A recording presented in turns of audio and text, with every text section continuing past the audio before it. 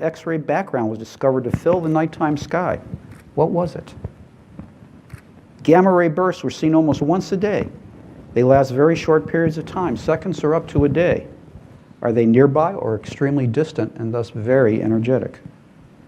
And finally, we think supernova, back in the 80s, we knew supernova were probably violent explosions, but what was their exact nature? We know that they created elements in our bodies, calcium, iron, etc. And thus it was important to better understand these violent phenomena. It was recognized by many back then to tackle this broad array of mysteries, it would take large space observatories operated in multiple wavelength bands from gamma ray to infrared.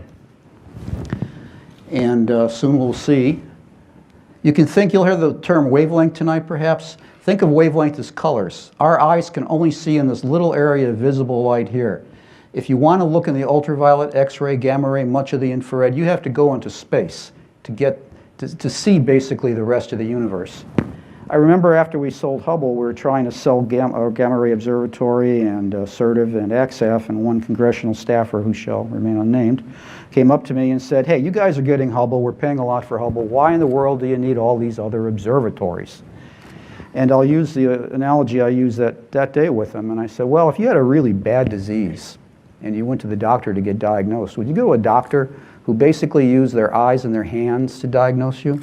Or would you prefer a doctor that might use state-of-the-art technology like MRIs, CAT scanners, stethoscopes even, ultrasounds? And astronomers are in the same boat. If you really want to understand a lot of objects in the universe, you've got to look at all wavelength areas, because these wavelength areas really tell you about the temperature of the matter in the object.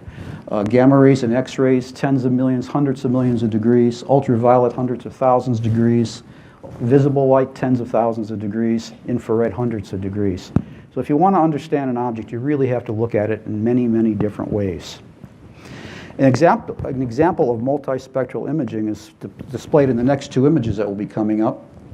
On the left here is a Hubble image of Cassiopeia A. It's a result of a supernova that happened a long time ago. Supernova occurred here, and what you're seeing now is the leftovers of the supernova glowing at about 10,000, 20,000 degrees.